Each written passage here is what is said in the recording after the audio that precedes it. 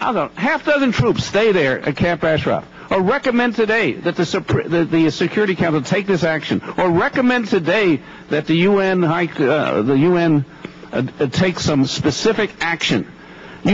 You're not doing that. You keep talking about the complexities and the timelines, and you can't comment on this, and there's this and that. Give us some assurance that what you just said, you think the situation is dire. I don't see any evidence that you think the situation is dire. It takes months for us to get a letter from the secretary on these issues. We tried to visit Camp Ashraf; they won't let us. How do we know the situation is dire? Time, I yield that. Thank you. Ambassador a chance to answer the question, and hopefully we'll give Ms. Jackson-Lee a chance to ask her question. Yes, Mr. Ambassador, would you like to answer that? Hard to know where to begin. But we do regard the situation as serious, and the word dire is appropriate. Do something today which shows that. What can you tell us today that the United States is going to do to protect those people? If you want him to answer your question. Yeah, but he just goes on with this bureaucratic baloney. We got a couple minutes. Mr. Ambassador, please, you got 15 seconds. We're going to give Jackson-Lee a minute, then we've got to run off and vote.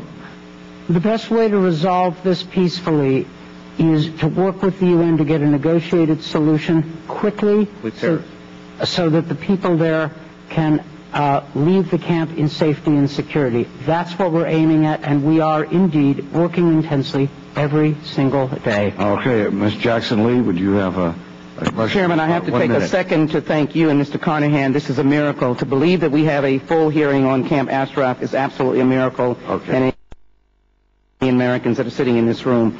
But let me just say, on April 8th, the Iraqi army and police under the command of Mr. Maliki attacked Camp Ashraf with ammunition and weapons, I believe, from the United States. At least 34 people were killed and 8 women were killed. At the end of this month, Mr. Maliki determines to close this. Ambassador Freed and to Ms. Leaf, I thank you for your service. I have this question for you immediately. Just what is the United States intending to do? I want you to cut off funds from Maliki. I want Maliki, as he comes, I appreciate the sovereignty and I appreciate the dignity of his office, but I believe he should not have an Oval Office meeting with the President until he agrees before he walks into that Oval Office that he will not murder, kill, and maim the people in Camp Ashraf. He does not deserve a seat with our President if he is not going to agree before that meeting. What are you prepared to do to stop the bloodshed? Are our soldiers going to be there? Are you going to insist that if there is an extension? What are you intending to do, if I may just have that answer? Message back and give us an answer. Will this President meet with Prime Minister Maliki, even if he has not made an agreement on this issue? Come to an understanding. Thank you, Chairman. Can I just ask him, will he have soldiers there? Are you going to absolutely stop them from closing it?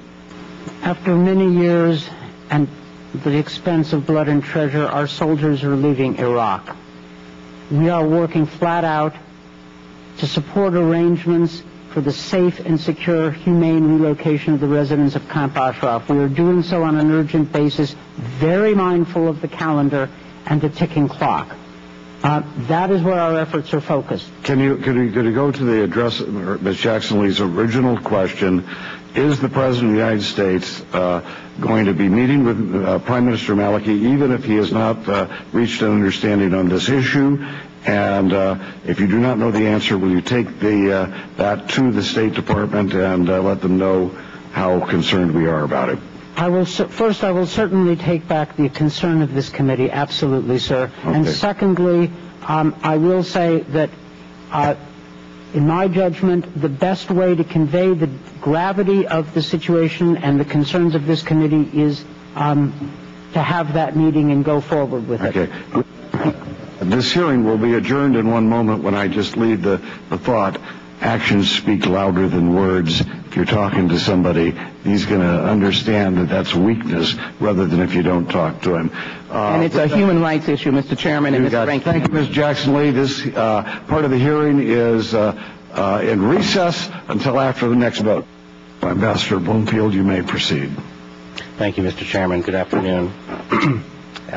I have prepared a statement and would ask that it be entered for the record. So ordered. and I'll be pleased to discuss it in response to your questions. By way of introduction, I'm just going to make 3 brief points, and I'll start with the last point that I discussed in my prepared statement.